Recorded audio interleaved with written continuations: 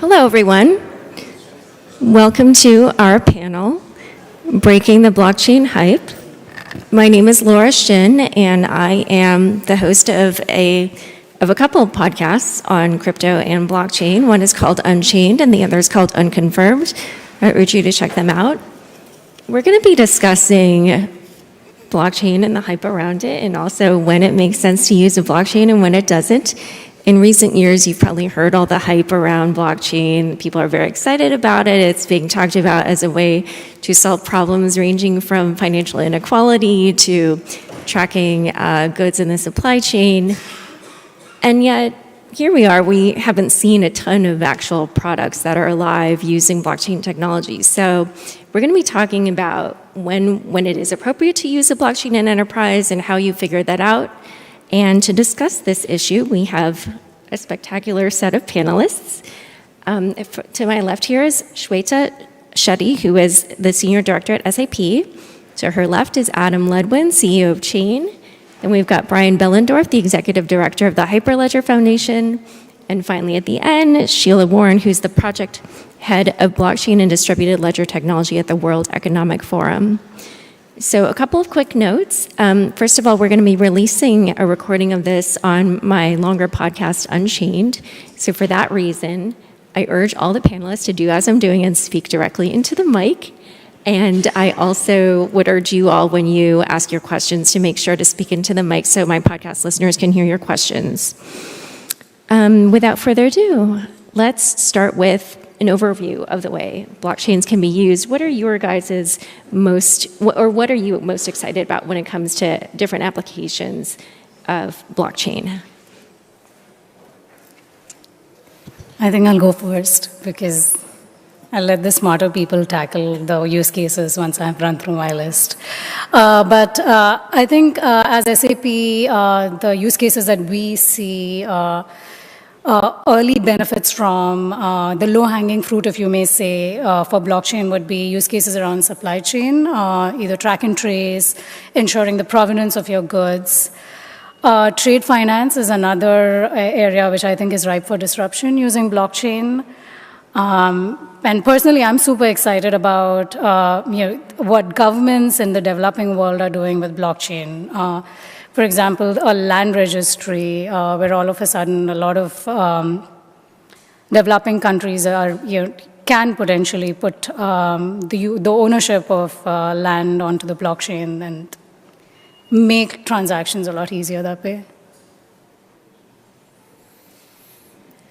I'll go next. I mean, I think it's helpful to start by understanding, having a kind of common understanding of what blockchain technology is, because I'm sure many of us see headlines about ICOs or coins, and for some of us that might characterize this term blockchain, but it's really this underlying technology that is this novel break from what was possible before, which is a technology that's a little bit of a database, it's a little bit of a network, but what it's really for is bringing together a consortium of participants, sometimes a consortium as large as the whole wide internet, sometimes as small as simply 4 or 5 organizations that need a common system. And what it does is establishes a common ground truth without needing somebody at the center to play God.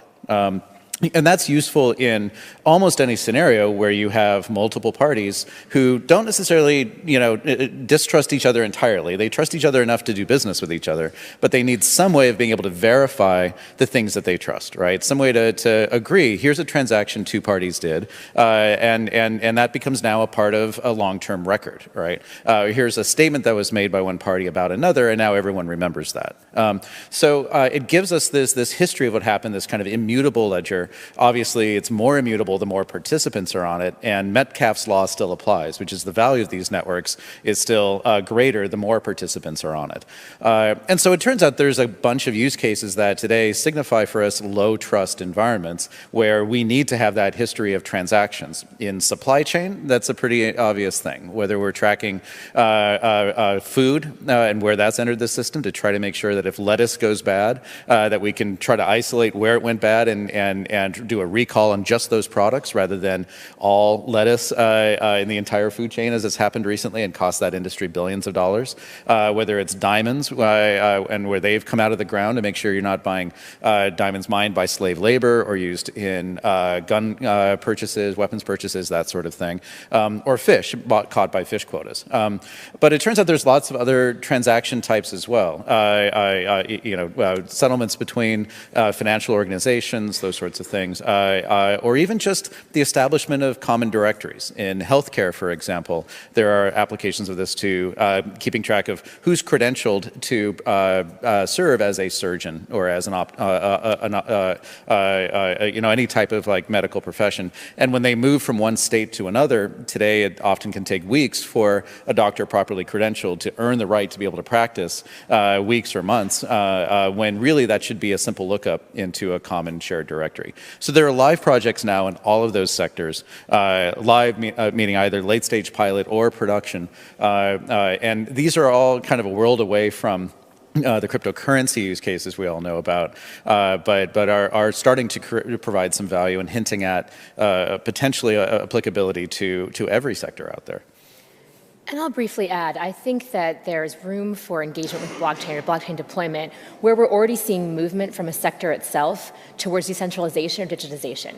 So there are power grids, for example. We're seeing movement towards decentralized power grids in places where either there is no grid or even places where there is a grid, the microgrid is becoming something of great interest as more and more consumers have in their homes solar panels, et cetera.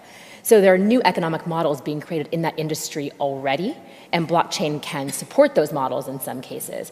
Similarly, digitization, where you have a big paper trail. So in shipping, logistics, for example, where there's already a movement for digitization in certain parts of the supply chain, blockchain can help accelerate and amplify that too.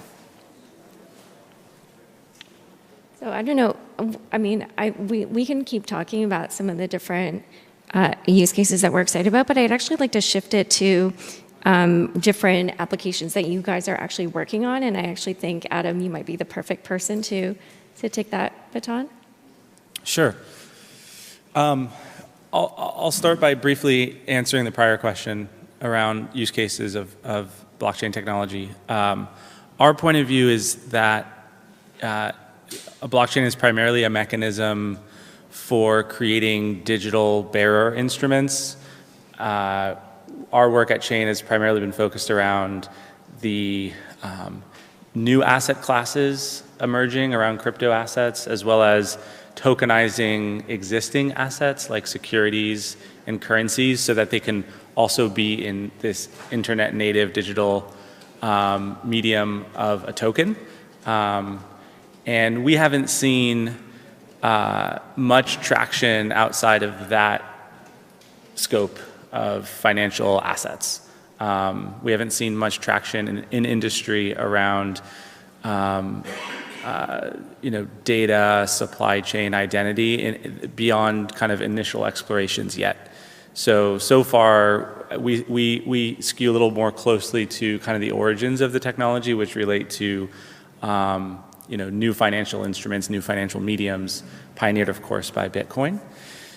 So where Chain has been working is with customers in the financial industry like Visa and NASDAQ, and looking at projects where they want to stand up new networks or new services, but instead of using traditional market structure where you have an organization in the center with a database that's tracking balances and tracking histories for everyone participating with that service, instead to have more of an open architecture where different partners can participate and view, access, read, and write to that ledger, and thereby sort of distributing more of the trust to the edges of to the participants than you would see with a more traditional architecture.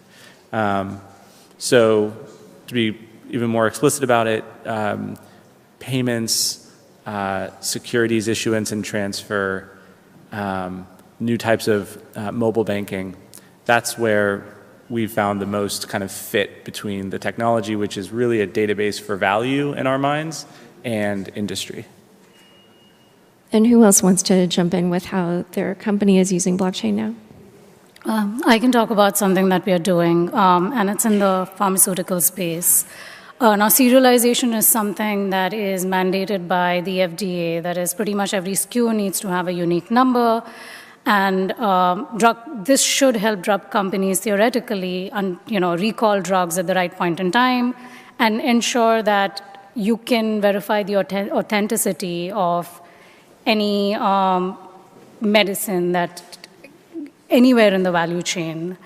Now, that's great in theory, but if you actually think of in practice, the number of hands that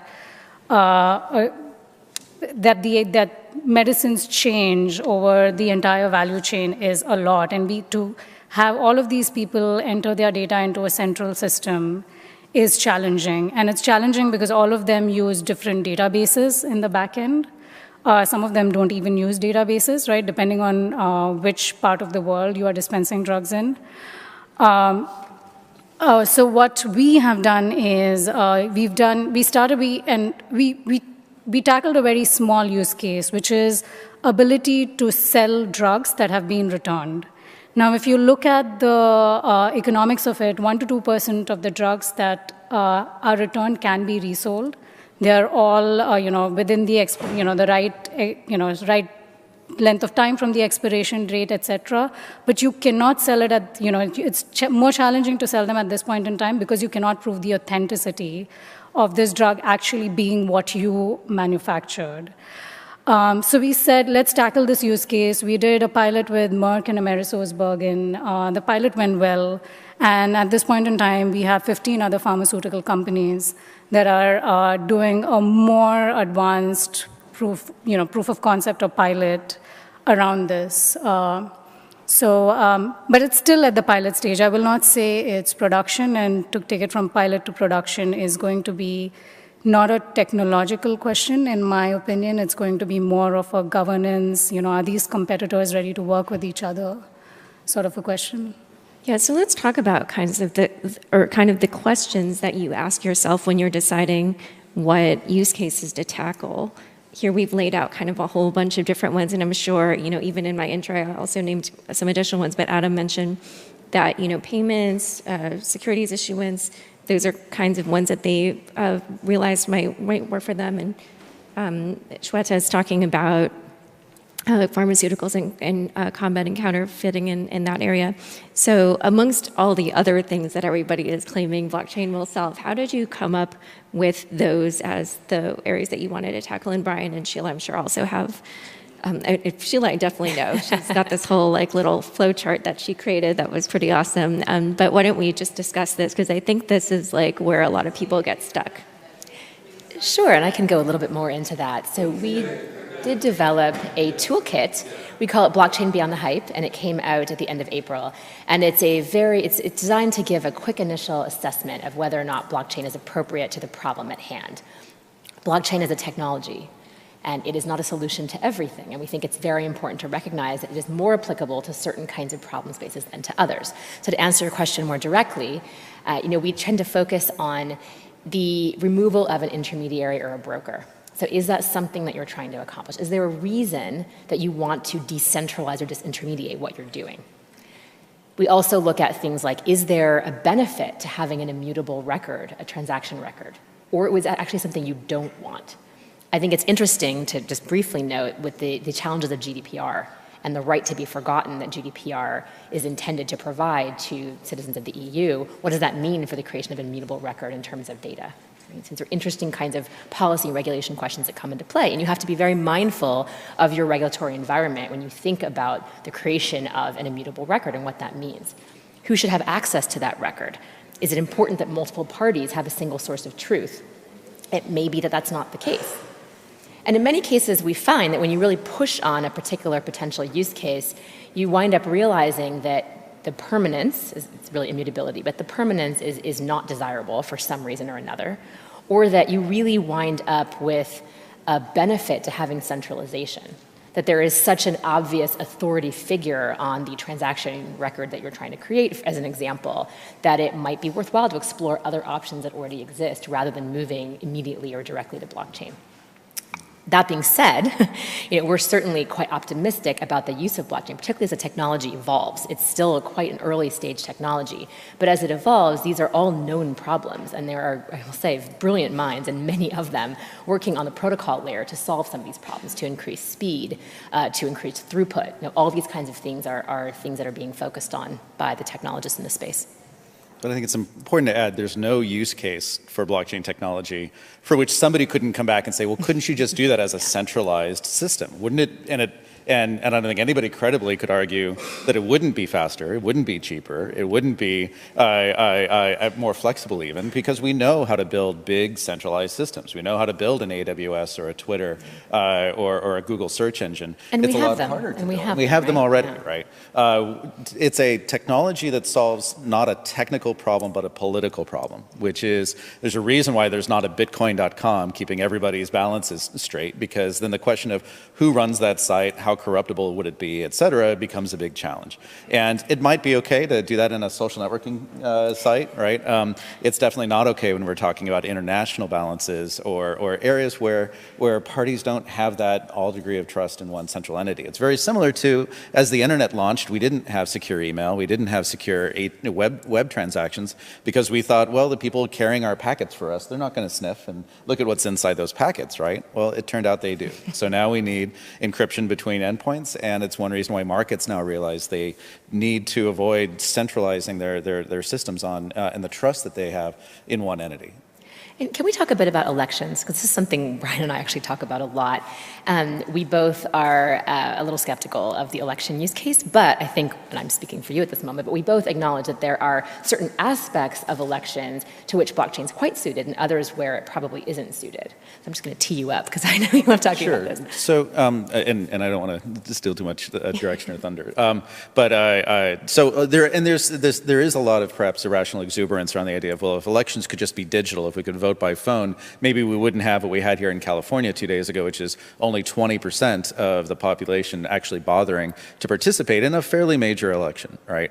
It's well intended, and it's driven by this idea we're always on our phones. Shouldn't we just be able to vote from that? But for lots of good reasons, we know that there are challenges to actually getting digital voting to work. And blockchain is not magic pixie dust that suddenly makes that a trustworthy process. But the two parts of the election system that would benefit from having a distributed ledger involved, a mostly public distributed ledger, would be in voter registration, making sure everyone's registered to vote and where they are and the status of that registration, if it's been withdrawn or whatever. And that's the same database that you could see at home as you would see when you show up to the polling place. And then at the tail end of the election, when you're adding up the results from each polling place, being able to do that quickly but also verifiably. Both those steps, I think, would help ensure the integrity and auditability of elections to a degree we even don't have today, and would give us it allow us to actually get to answers more quickly as to who won the mayoral race in San Francisco, those sorts of things. But it would help, I think, ensure that public confidence in the voting system, which today people proxy through their governments. Here in California, we trust the state to run a competent election. In Oregon, they trust them so much they do all mail-in ballots, which is remarkable, right? But you can't take that degree of trust in central institutions for granted in many other countries of the world, and hopefully that never happens here. Yeah, I actually have had this topic come up a couple of times in some of my recent podcasts, and you see this kind of polarized view of blockchain for election purposes in the two podcasts I'll mention to you. So the first one was, and these are both on my shorter podcast called Unconfirmed, but one of them was with Tamika Tilleman of the Blockchain Trust Accelerator and the New America Foundation. And he worked with a group of different organizations to do a pilot of blockchain-based voting in, I guess it was, I think normally it was something like military personnel in West Virginia that don't typically have access to voting at all because of the way they're deployed or something like that. I don't remember the circumstances, but it was something where this was a population that when they're deployed in this particular way, then they cannot vote at all. And he talked about, the promise of what they saw with using this pilot and how they also I think had like a paper component as well. And on Twitter, just in the last couple of days, I saw that somebody had caught wind of this and had just written like, blockchain-based voting, no, just no. Like, don't do dangerous things with this technology, something like that. And Vitalik Buterin of Ethereum even weighed in. And so what's interesting is, you have kind of that one side that feels like this can be used for that, and then you have this other side that is concerned about it. And someone who expounded on that concern in my podcast, Unconfirmed, was Alex Gladstein of the Human Rights Foundation. I happened to be at the Oslo Freedom Forum last week, and he has been thinking a lot of really interesting thoughts around how blockchain technology can be used both for good and for evil when it comes to human rights. And so he talked about how if you develop a blockchain-based election system, but it's like, in a place like Russia or something where there's a dictator, then, this idea that blockchain kind of creates an element of trust for you just goes out the window, because then it's obviously very easily manipulated. So, and I like the distinction in those two cases, because I actually am a fan of the West Virginia military case. I think what you're doing there is providing access to a group of voters who are legitimate voters. It's very easy to ascertain that they are legitimate voters who don't otherwise have access to the voting system. So you're basically enhancing democracy in that sense, which I think is a legitimate claim to be made. But I think that as a general proposition, you have to be very careful. We're at a time with this technology when any successful use case runs the risk of being scaled to situations where it's not appropriate. And what blockchain cannot solve, or any technology really, is the coercion problem. So you may be able to prove that I, using my biometrics, voted, it was me, and I did vote for a certain candidate. That's all verifiable and true, right? You could do that. But what you don't see is the context around me, in which there is the risk of the soldiers running through my village, or all these kinds of coercive elements that happen, not just in dictatorships, but actually happen to ordinary people, and happen even in the United States. Voter coercion is a real thing, and it's documented. So if you can't get around that, how do you trust what you're actually seeing? And I think that these are the policy kinds of questions we're focusing on at the center. How do you ensure that blockchain is not just cementing a pre-existing problem, providing accountability, or providing this sort of new form of trust where you really shouldn't have trust? And so that's something that we think about a lot in our work. And so just to bring this back to enterprise, let's kind of shift a little bit more back in that direction. Adam, did you want to answer this question around how you determine whether or not to apply a blockchain or a regular database? Yeah. So I think it's really important to, if you're sitting in a company thinking about this technology, to be just incredibly honest with the analysis and start by asking, are we really saying we just want modern software and we want to do more of a traditional transformation project?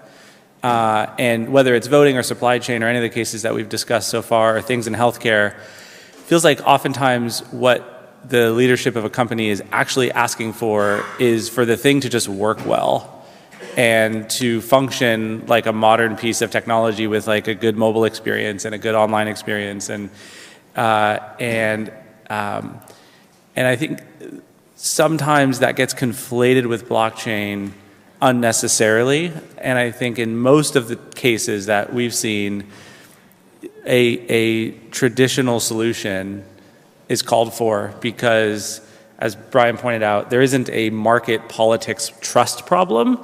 We need a better modern solution problem. So I think most of the time you should be ruling blockchain out. And it's a very unique tool when there's a market failure and you need a different trust model between participants. And even then, it's still very early days for the technology. It's still very much a grand experiment and a sort of an experiment in a new type of infrastructure and a new type of architecture. And it's good to just keep that in mind so that you don't sit in the audience and have FOMO that if you're a CIO, you're not doing enough in blockchain.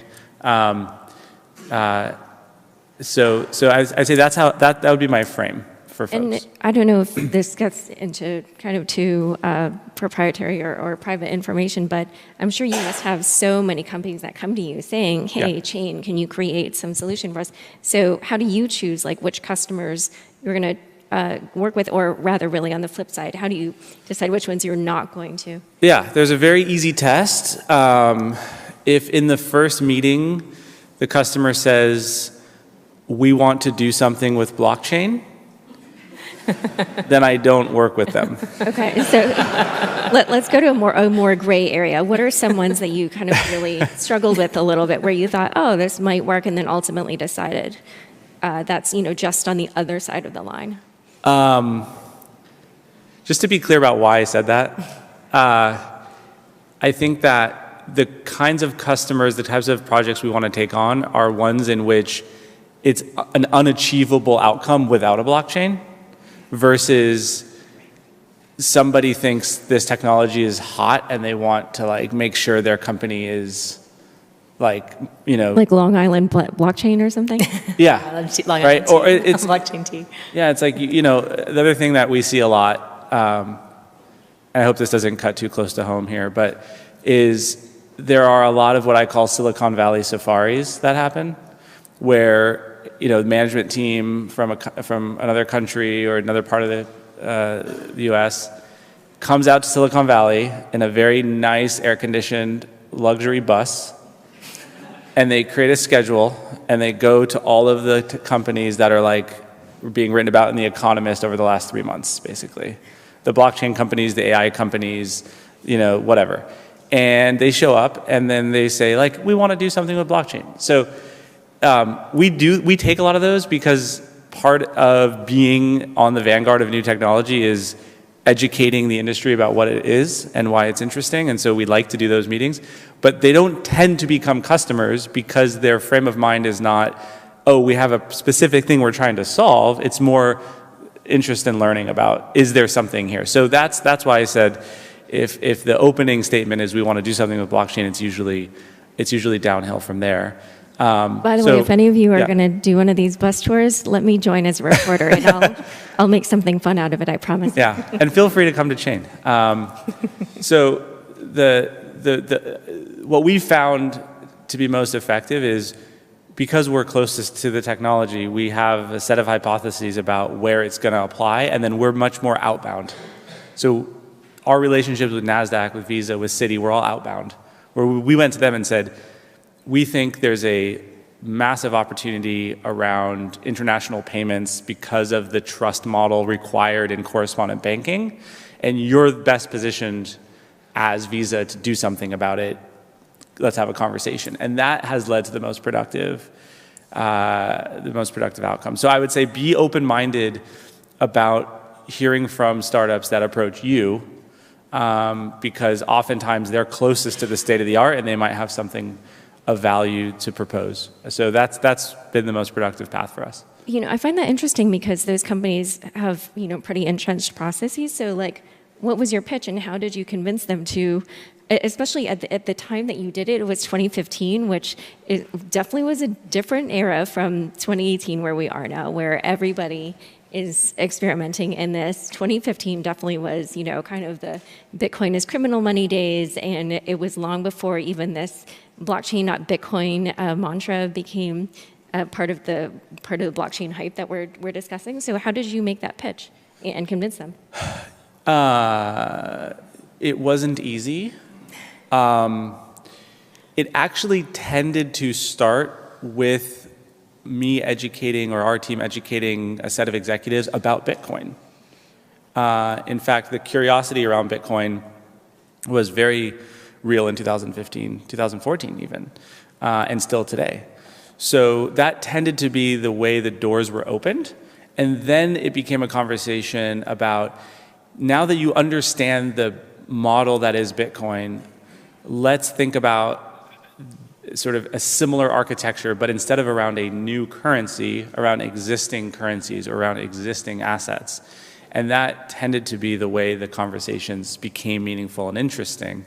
And since you brought up blockchain, not Bitcoin, that was also the kind of dominant narrative at Davos this year, right? Was as someone that works in the space, like usually that was the nature of the dialogue with folks that I met at the event. And I encouraged people there, and I'll encourage people here, to not be trapped by that dichotomy, to not get into the one is better than the other, blockchain is better than Bitcoin, Bitcoin is better than blockchain.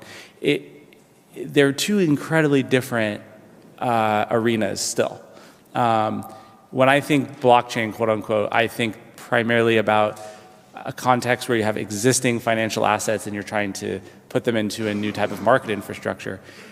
And that's not really competitive with Bitcoin or other crypto assets. Those other crypto assets are creating an alternative system, an alternative set of software services that have a totally different arc and possible future to them.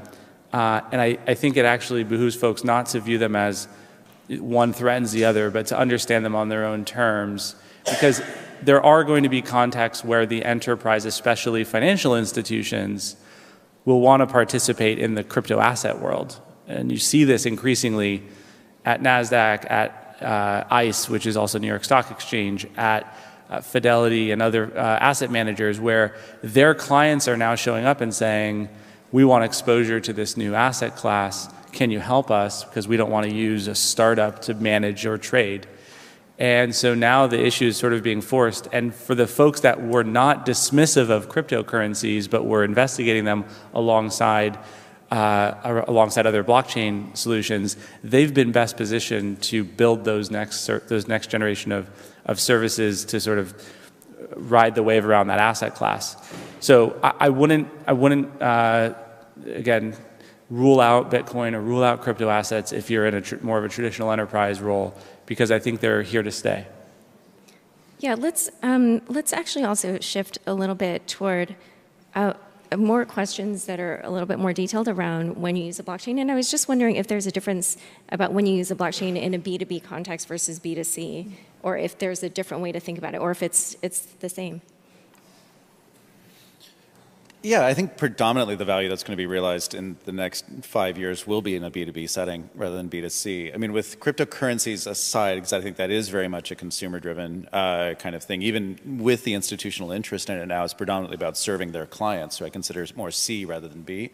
A lot of the stories will be about, here's a set of banks that now have a settlement network between them. Here's a set of participants in a supply chain that now have a provenance tracking system between them.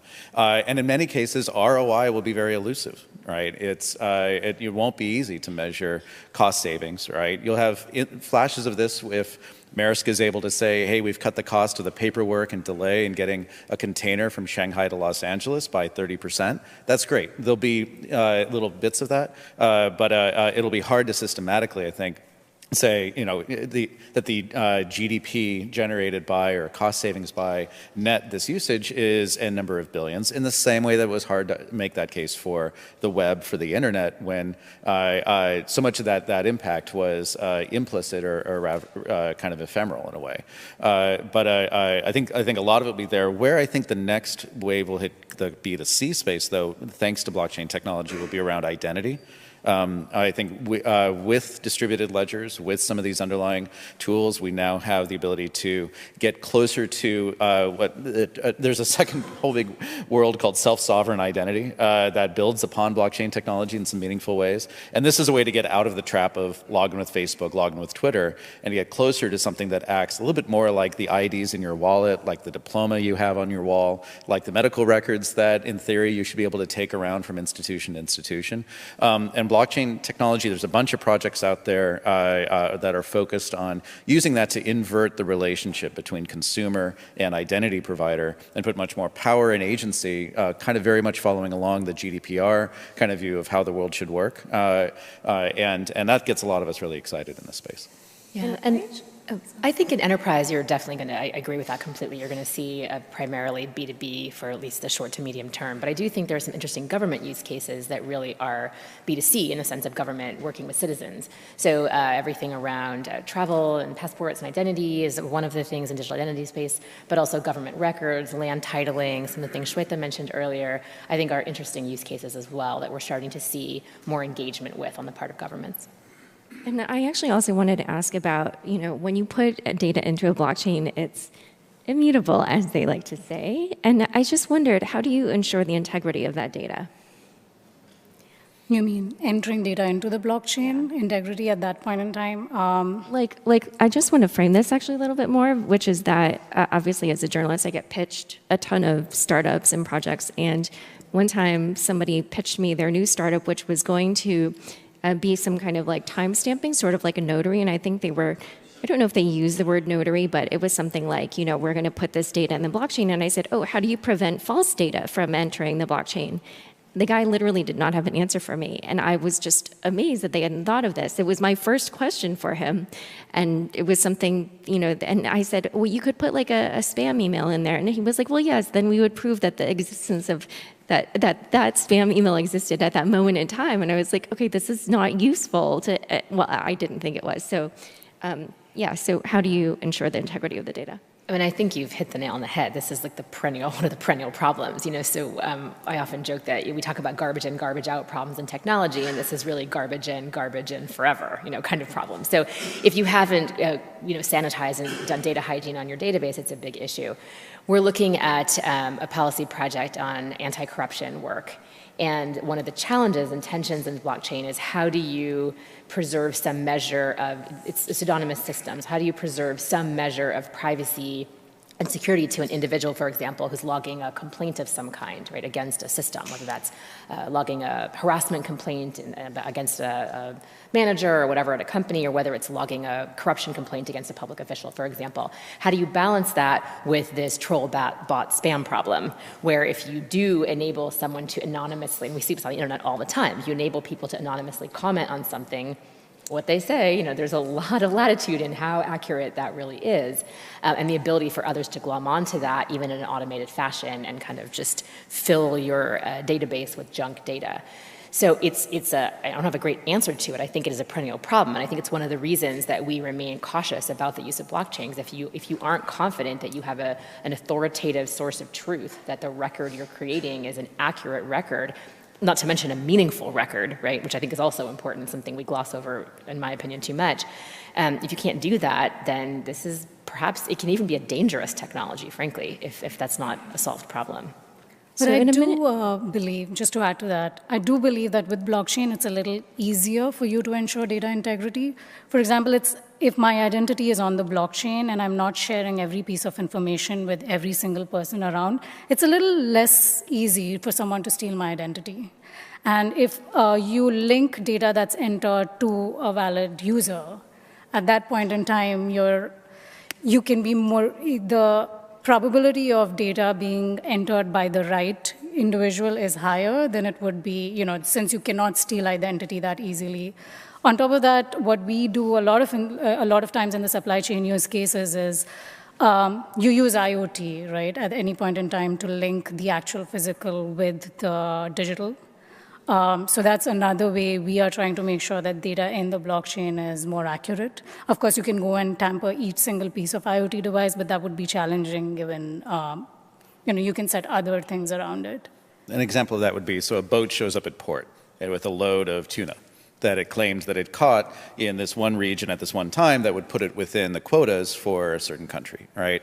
And yet you have data from sensors, tamper-proof sensors on the boat, even on the nets. There are companies that sell tamper-proof GPS sensing and video sensing sensors for nets, as well as satellite data from sensors on buoys out in the water.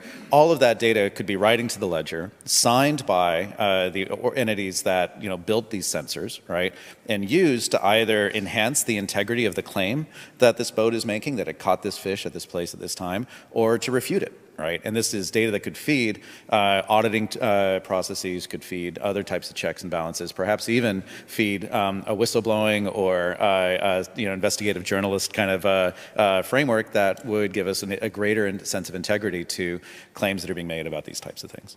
So in a minute, we're going to turn to questions. So if you have a question, feel free to get it ready. But we're going to ask one last question before we get to your questions, which is I wanted to go back to digital identity and what we talked about, putting them on a blockchain and giving power back to people over their data. But how do you make it secure? And then also, how does this square with with businesses' need to comply with regulations?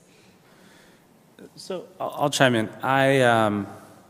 I don't really understand what is meant by identity on a blockchain, candidly. I'll talk about what identity means in the context of Bitcoin as a simple example.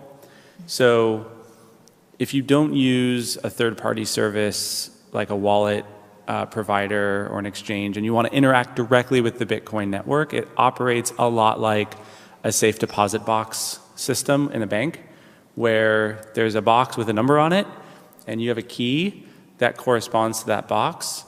And to say you own Bitcoin or have Bitcoin is very similar to saying you own or have whatever is in the box in your safe deposit box. So the thing you actually control is that key. So on your laptop would be a private digital cryptographic key that allows you and gives you the sole right to access a digital address or box on the network and move those funds to someone else. And so the question of identity is like, is your identity that number on the box? Kind of, but only if you explicitly make that link and publish that link somewhere and say, you know, my name is Adam and my address on the Bitcoin network is XYZ. But even then, who's to say that that's true? You would need to have some third party validate or verify that you made that claim and then you in fact did move some Bitcoin out of that address and they saw that happen. And so in a way there's a piece of the identity or there's an authentication mechanism inherent in how a blockchain operates. But when we think about identity in a general sense of like your driver's license, your passport, your real human state and its relation to some service, it's not quite there. And I don't think it's a great idea to put like your name, social security number, driver's license number, address, phone, you know, mother's maiden name into a blockchain record, because most of the time that data is transparent, shared, distributed, and immutable. So it's not a great fit in my mind for like identity data per se. And as a slight tangent, GDPR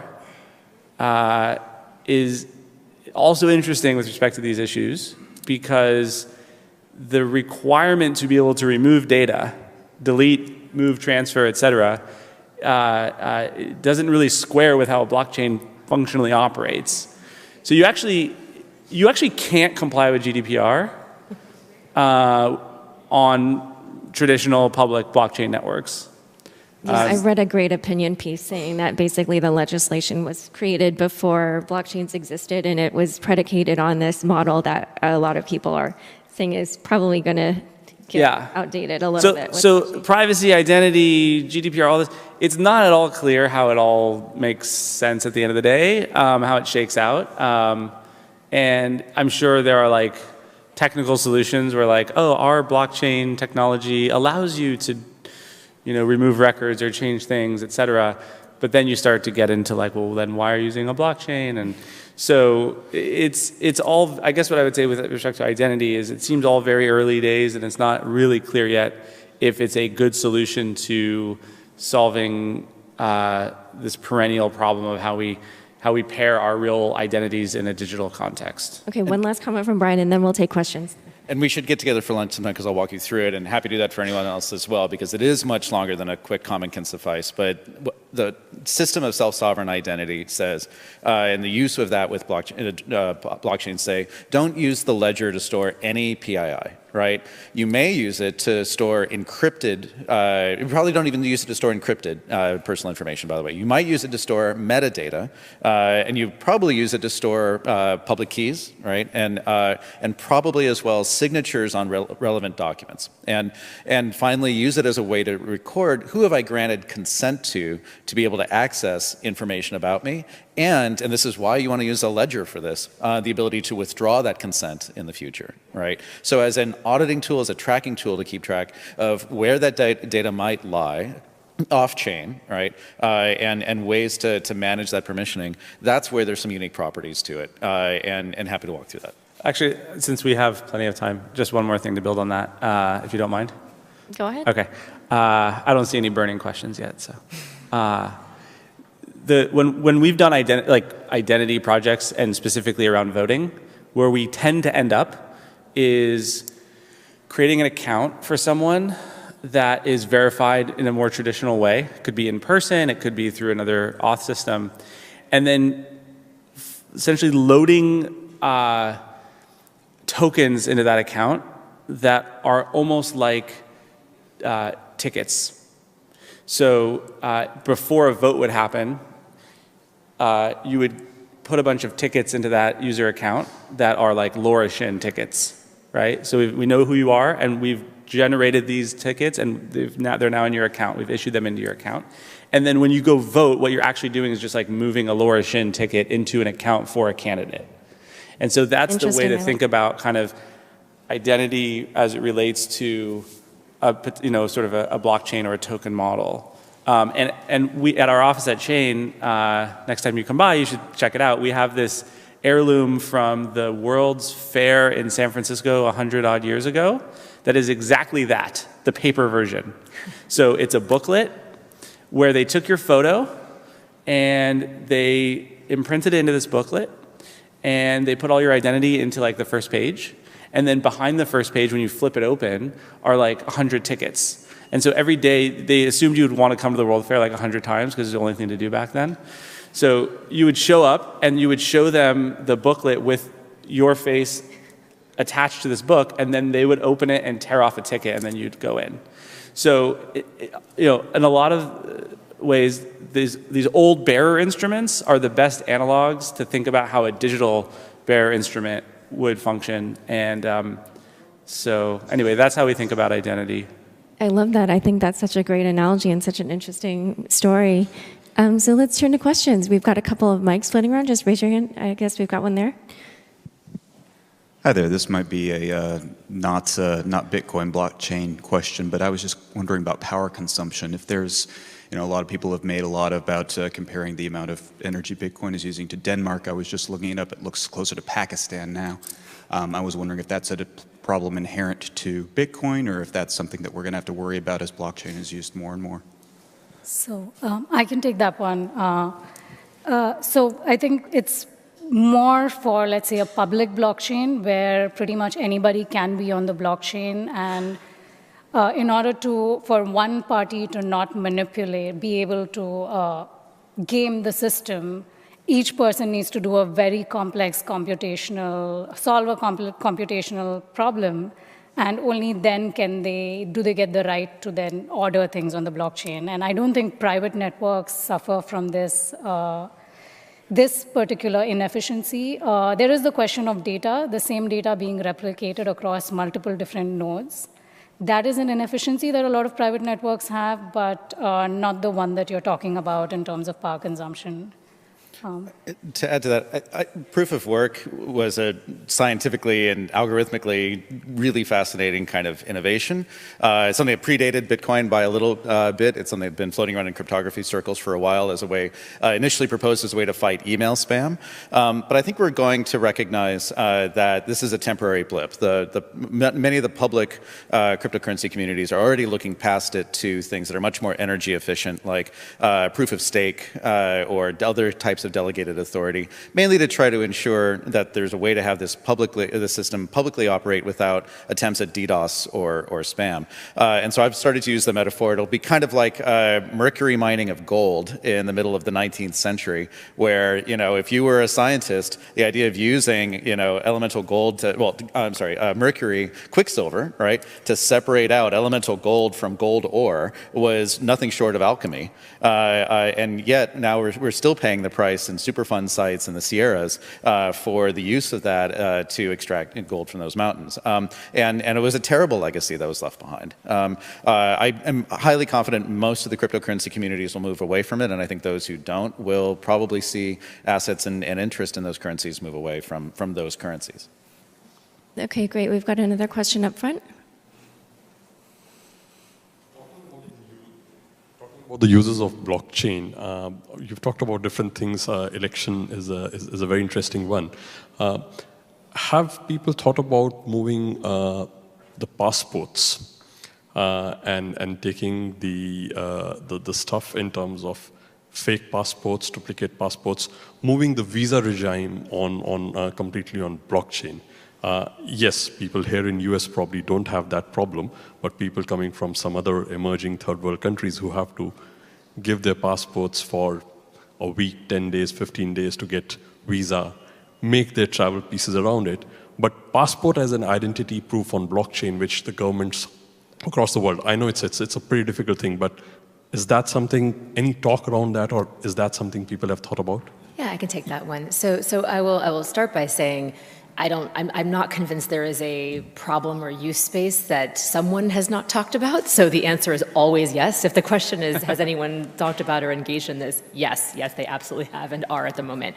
But in this particular one, I think it's a really interesting use case.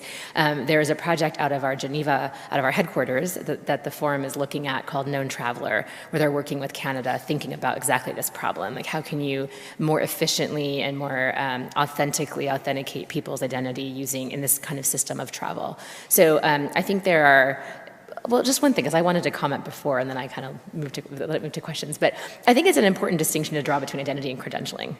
I actually think that there's a really strong use case for credentialing on the blockchain. So a credential is when you basically, as a person, I can prove I have a medical license, I can prove that I have a passport, I can prove I'm a citizen of a country, I can prove various things about my identity that are really more along the lines of credentialing. So with credentialing, you do have that central authority that is providing the veracity of the claim, right? So my alma mater, like Harvard, is going to be able to verify that I have a Harvard degree, for example, right? And if you can do that, there are efficiencies to be realized there. It's not my favorite use case for a variety of reasons, most of which is because I feel like the social impact isn't necessarily high in a lot of the pilots that we're seeing, but I do feel like there's promise there, and it's important to distinguish, I think, those two things. Yeah, and yes. If you have more questions on this, I actually have a few podcasts that went into this. One of them was with Catherine Hahn, formerly of the Department of Justice, and she and I did an event much like this, actually at the Commonwealth Club, and because she worked in government for so long, she has pretty strong opinions about how blockchain technology can be used to combat fraud, waste, and abuse, she just described it as. So I'm pretty sure it was in that episode, and if it wasn't in that, and that was on my podcast called Unchained, I did 2 other podcasts with her. She's just such a font of knowledge that she's been on my podcast multiple times. But what I'll do is when I release this on my podcast, I'll link in the show notes to these episodes so you can listen, because she went into detail. And then the other project I would have you check out is Civic by Vinny Lingham. And he also was on my show and talked a little bit about his blockchain-based identity system. Right there. I have to say I'm a little hesitant to ask the question because I don't really understand all of this yet. But here's my question. Who enforces bad actors if there is someone who, or some entity that is able to, the example that you gave with the tuna, the tuna shows up, and maybe, so 2 questions. Who enforces bad actors if somebody put in information? Is it self-enforced? And in that case, could it get rid of all government regulations? That'd be great. And then the second thing is, say that tuna arrived and there was salmonella in it, and later somebody ate it and got sick. How do you handle liability things?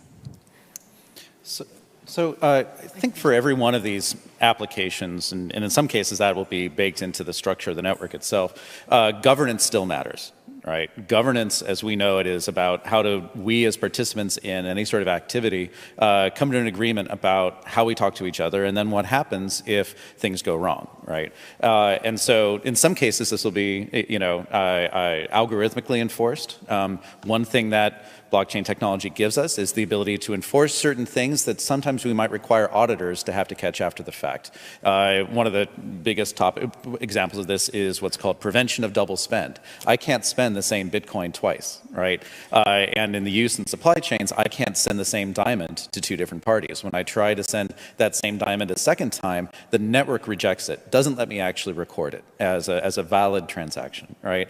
Now, there are some behaviors that will be able to implement like that and be able to either prevent from happening or catch very quickly. There are other behaviors that may be much harder to enforce. So for example, if we're using this as a way to point to and attest to the integrity of medical records, and it turns out a node took that data contrary to the agreed upon convention or legal context of that and was selling that to a data broker, well, we don't have a technical way to claw that back. What we need are either regulatory, government imposed, or simply self-regulatory mechanisms that introduce, penalties. Hey, now you can, if you're on this network and you are found to be a bad actor, pay a fine and you can stay in or you can leave. Or if you're a really bad actor, you don't get to come back, right? These are heavyweight, hammer blows, of course. You want finer grained things. And I think the design of these consortia will be, a really interesting topic for every industry to go through over the next 5-10 years. It won't look that much different than the EDI integration that a lot of